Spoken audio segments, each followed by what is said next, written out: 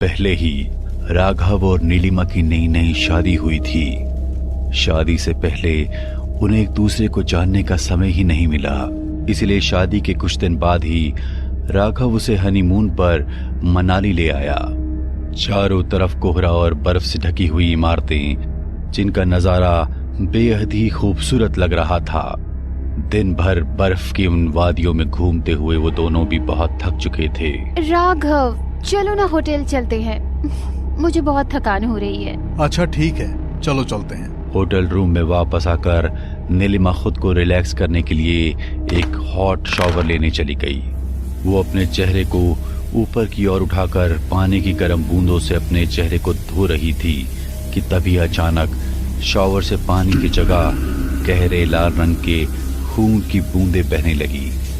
Shower से बहते उस खून को देखकर नीलिमा डर के मारे चिल्लाने लगी। तभी शॉवर से बहता वो खून अचानक और तेज बहने लगा। नीलिमा ने डर के मारे जल्दी से उस शॉवर को बंद किया और कपड़े पहनकर बड़ी ही हड़बड़ी में बाथरूम से बाहर आ गई। अरे क्या हुआ? तुम इतनी घबराई हुई क्यों हो? वो बाथरूम में। बाथरूम में क्या? अरे हाँ, बाथरूम में तुम्हारे गाना गाने की आवाज आ रही थी। बहुत सुरीला गाती हो यार तुम।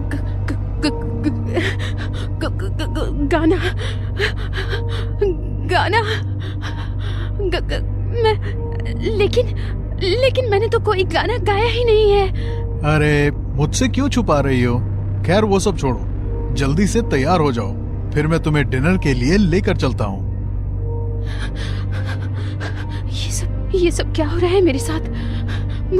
मुझे कुछ भी समझ में क्यों नहीं आ रहा है। डिनर के लिए रेडी होने के लिए नीलिमा ने अपनी ग्रे कलर की साड़ी पहनी और शीशे के सामने बैठकर तैयार होने लगी। तभी शीशे में उसे अपने पीछे खड़ी एक काली परछाई दिखाई दी। उसकी दो भयानक आंखें बेहद बुरी तरह से उसे घूर रही थी। डर के मारे नीलिमा अचानक शीशे के सामने से उठी। तभी एक बहुत तेज आवाज के साथ वो शीशा टूटकर जमीन पर बिखर गया और उस शीशे का एक टुकड़ा नीलिमा की कलाई में घुस गया। ये सब देखकर राघव दौड़ता हुआ नीलिमा के पास आया और उसे बिस्तर पर बिठा दिया। अरे बाप रे बाप, ये कांच तो तुम्हारे कलाई में घुस गया। लाओ मैं इसे निकाल देता हूँ। राघव ने नीलिमा की कलाई से कांच निकालकर उसके हाथ पर बैंडेज किया और होटल के रूम की कंप्लेंट करके दूसरे रूम में शिफ्ट हो गया। वो दोनों ही एक नए जोड़े की तरह एक दूसरे से प्यार भरी बातें करने लगे। एक बात कहूँ तुमसे, तुम सच में बहुत सुंदर हो। अरे आप ऐसा मत कहिए, मुझे शर्म आ रही है। एक दूसरे से प्यार भरी बातें करते हुए वो दोनों कब सो गए कुछ पता ही नहीं चला। अगले दिन जब नीलिमा सोकर उठी तो खुद को उस कमरे में देखकर अचानक से चौंक कर उठ गई। राघव, हम इस रूम में कैसे आ गए? हम तो दूसरे रूम में थे ना। अरे भूल गई क्या? कल रात को उस रूम का शीशा टूट गया था, इसलिए मैंने रूम चेंज कर लिया था। क्या? अगर ऐसा हुआ था तो मुझे कुछ भी याद क्यों नहीं है? क्या मतलब? तुम्हें कुछ भी याद नहीं? क्या तुम्हें कल रात की कोई भी बात याद नहीं? हाँ, मुझे कुछ भी याद नहीं। बस मुझे सब पता है कि तुम ये सब भूलने का नाटक क्यों कर रही हो। वैसे जो भी हो, कल रात मेरे लिए बहुत खास थी। नीलिमा को राघव की कही हुई कोई भी बात समझ नहीं आ रही थी। वो अपने दिमाग पर जोर डालने के बावजूद भी कुछ भी याद नहीं कर पा रही थी। चलो जल्दी उठो, हमें घर के लिए निकलना है। गांव में माँ हमारा इंतजार कर रही है। राघव काफी लंबी ड्राइव करके नीलिमा के साथ अपने गांव रत्नापुर पहुंचा। वहां दरवाजे पर उसकी माँ आरती की थाली लिए उनके इंतजार में खड़ी थी। उन्होंने उन दोनों की आरती उतारी और अपनी बहू के सिर से एक नींबू को वार कर अपनी चौखट के बाहर रख दिया। लेकिन तभी उस नींबू का रंग अचानक से बिल्कुल लाल हो गया और वो एक भयानक विस्फोट के साथ फूट गया।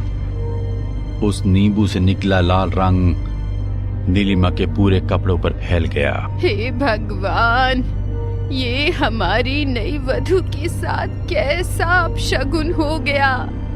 बेटा, जरूर मेरी बहू पर किसी काले साए की नजर है। मैं अभी के अभी इसे तांत्रिक बाबा के पास लेकर जाती हूँ। अरे माँ, क्या तुम भी? एक नींबू ही तो था, इतना क्यों घबरा रही हो? और ये सब अंधविश्वास है, ऐसा कुछ नहीं होता।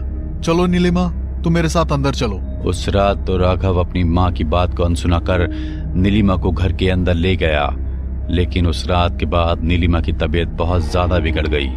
उसका पूरा शरीर किसी मुर्दा इंसान की तरह सफेद पड़ने लगा। उसे खून की उल्टियां होने लगी। समझ नहीं आ रहा इसे आखिर हो क्या गया है।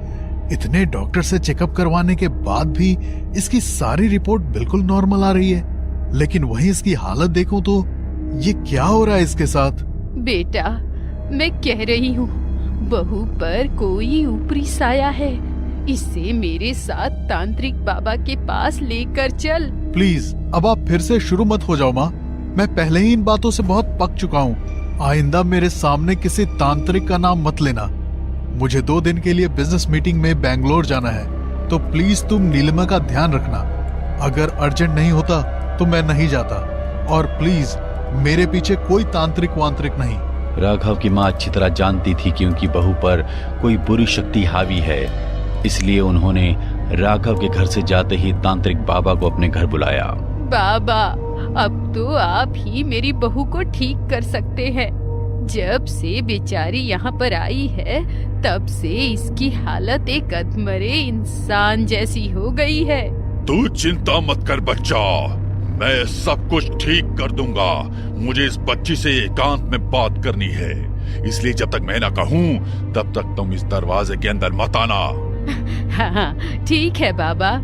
बाबा की बात मानकर गंगा कमरे का दरवाजा बंद करके वहां से बाहर चली गई।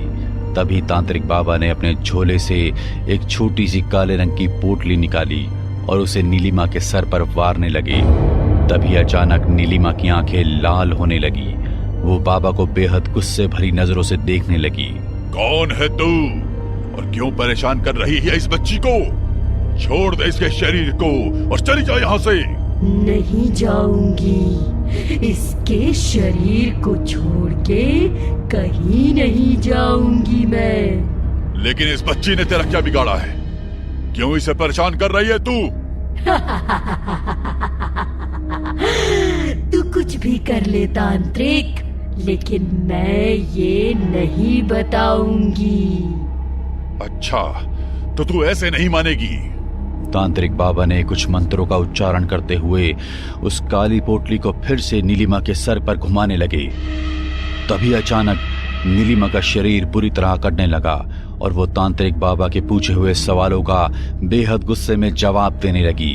अपने सभी सवालों का जवाब मिलने के बाद तांत्रिक बाबा ने नीलिमा के शरीर पर गंगा जल का छिड़काव किया, जिससे एक बेहद ही डरावना दिखने वाला काला साया उसके शरीर से बाहर निकलकर बहुत तेजी से उस कमरे से गायब हो गया। थोड़ी ही देर में नीलिमा बिल्कुल शांत हो गई। तभी तांत्रिक बाबा ने नीलिमा को कुछ ऐसा बताया जिसे सुनकर नीलिमा के होश उड़ गए। ये कैसे हो सकता है तांत्रिक बाबा? वो मेरे साथ ऐसा कैसे कर सकते हैं? यही सच है बच्चा। अगर तुझे खुद को बचाना है तो वो करना होगा जो मैंने तुझसे कहा है। अपनी हिम्मत को टूटने मत देना बच्चा। बजरंग बली का नाम लेना। राघव के घर आने तक नीलिमा ने 2 दिन तक पूरे दिन हनुमान चालीसा का जाप किया, जिससे वो बुरी शक्ति उस पर हावी ना हो सके। बुरी शक्ति से नीलिमा की रक्षा करने के लिए तांत्रिक बाबा ने उसके हाथ पर एक सुरक्षा तावीज भी बांधा हुआ था, लेकिन नीलिमा ने उस तावीज को अपने कपड़ों से ढककर रखा था, जिससे राघव की नजर उस पर ना पड़े। वो जानती थी कि अगर राघव की नजर उस पर पड़ी तो वो बहुत गुस्सा होगा। 2 दिन बाद राघव अपने घर आया तो नीलिमा की तबीयत में सुधार देखकर वो बहुत खुश हुआ। तभी नीलिमा ने उससे कहा, राघव, हमारी शादी के बाद मैं तुम्हें कोई खुशी नहीं दे पाई, इसलिए आज मैंने तुम्हारे लिए एक सरप्राइज प्लान किया है। सरप्राइज? कैसा सरप्राइज नीलिमा? अभी तुम मुझसे कुछ मत पूछो, तुम बस मेरे साथ चलो। नीलिमा ने राघव की आंखों पर पट्टी बांधी और 2 घंटे की ड्राइव करके उसे अपने साथ एक बंद पड़े घर के कमरे में ले गई, जो देखने में किसी खंडर की तरह लग रहा था। अरे बाबा, अब तो मेरी आंखें खोलो, मैं भी तो देखूं मेरे लिए क्या सरप्राइज है। नीलिमा ने उसकी आंखों से पट्टी हटाई तो उस जगह को देखकर राघव के होश उड़ गए। ये तुम मुझे कहाँ ले आई हो? क्या बकवास है ये सब? बकवास नहीं, यही तो हकीकत है। तुम्हें क्या लगा कि मुझे कुछ पता नहीं चलेगा? सब जान चुकी हूँ मैं। अब खुद को कोई नुकसान नहीं पहुँचाने दूंगी मैं तुम्हें। नीलिमा की ये बात सुनकर राघव शैतानियत भरी हंसी के साथ जोर जोर से मुस्कुराने लगा। अच्छा, तो मतलब तुम सब कुछ जान ही गई, लेकिन तुमने यहाँ आकर अपनी जिंदगी की सबसे बड़ी भूल की है, क्योंकि अब मैं तुम्हें यहाँ से जिंदा लौटकर कभी नहीं जाने दूंगा। तुम होते कौन हो मुझे मारने वाले? मेरी जिंदगी और मौत का फैसला तो सिर्फ ऊपर वाले के हाथ में है। तुमने अपनी मरी हुई पत्नी की आत्मा को मेरे शरीर में प्रवेश दिलवाने के लिए मुझसे शादी की। उसकी आत्मा के साथ रहने के लिए तुमने मेरी जिंदगी बर्बाद की। तो क्या करता मैं? बहुत प्यार करता हूँ मैं उससे। उस रात उस एक्सीडेंट में मैं तो बच गया, लेकिन मेरी गरिमा नहीं बच पाई। खो दिया मैंने उसे, लेकिन उसके बिना एक पल भी मैं चैन से नहीं जी पाया। यहीं पर आकर उसके मुर्दा शरीर को देखता था मैं हर रोज। यहीं पर संभाल कर रखा है मैंने मेरी गरिमा को। उसके शरीर का अंतिम संस्कार भी नहीं किया मैंने, क्योंकि मैं नहीं चाहता था कि वो मुक्त हो, और ना ही वो ऐसा चाहती थी। वो भी मेरे साथ रहना चाहती थी। तुम जो हर रोज सुबह कहती थी ना कि मुझे रात की कोई बात याद नहीं, वो भी इसीलिए क्योंकि हर रात मेरे साथ तुम नहीं, मेरी गरिमा होती थी। तुम पागल हो चुके हो। इतना सब करते हुए तुमने एक बार भी नहीं सोचा? मैं जानती हूँ कि आने वाली पूर्णिमा को मुझे मारकर तुम तांत्रिक क्रिया के जरिए उस आत्मा को हमेशा के लिए मेरे शरीर में प्रवेश करवाने वाले थे, लेकिन अब मैं ऐसा नहीं होने दूंगी। तभी उस औरत का साया नीलिमा के शरीर के बेहद करीब से बड़ी तेजी से गुजरता हुआ उसके सामने हवा में उड़ने लगा और बहुत ही डरावनी आवाजें निकाल कर नीलिमा की रूह को दहलाने लगा। अच्छा, तो अब बताओ कैसे रोकोगी मुझे? मैं रोकूंगा तुम्हें। तांत्रिक बाबा को अपने सामने देखकर राघव की रूह कांप गई। तांत्रिक बाबा ने नीलिमा को अपनी तरफ किया और उस कमरे के अंदर मंत्रों से अभिमंत्रित विभूति को छिड़क दिया। देखते ही देखते वो कमरा अग्नि की लपटों से भर गया, जिससे डरते हुए उस भयानक साये और राघव के जोरों से चीखने की आवाजें आने लगी। और वो साया काफी तेजी से घर में एक जगह से दूसरी जगह उड़ने लगा। तभी तांत्रिक बाबा नीलिमा को उस घर से बाहर ले आए और कुछ ही देर में वो पूरा घर जलकर धुआं धुआं हो गया। अगर तुमने हिम्मत ना दिखाई होती तो वो शैतान तुम्हारी जान ले लेता। उसकी पत्नी की आत्मा की मुक्ति के साथ उसकी मृत्यु भी जरूरी थी। अगर वो जिंदा बच जाता तो फिर से किसी और की जिंदगी के साथ ऐसा कुछ कर गुजरता। जाओ बेटी, आज से तुम मुक्त हो। इतना कहकर तांत्रिक फिर से शमशान की ओर चल पड़ा। शायद उसे फिर से किसी के बुलावे का इंतजार था। हमें पूरा यकीन है दोस्तों कि आप लोगों को ये कहानी जरूर पसंद आई होगी। अगर आपके साथ भी कुछ ऐसे अनकहे किस्से हो चुके हैं तो प्लीज हमारे साथ शेयर करें। हम जरूर अपने चैनल पर उनको दिखाएंगे। हमारी ईमेल आईडी नीचे डिस्क्रिप्शन बॉक्स में दी गई है, तो प्लीज हमारे वीडियो और चैनल को शेयर एंड सब्सक्राइब करें और बने रहे हमारे साथ ऐसे ही अनकहे किस्से और कहानियां सुनने के लिए।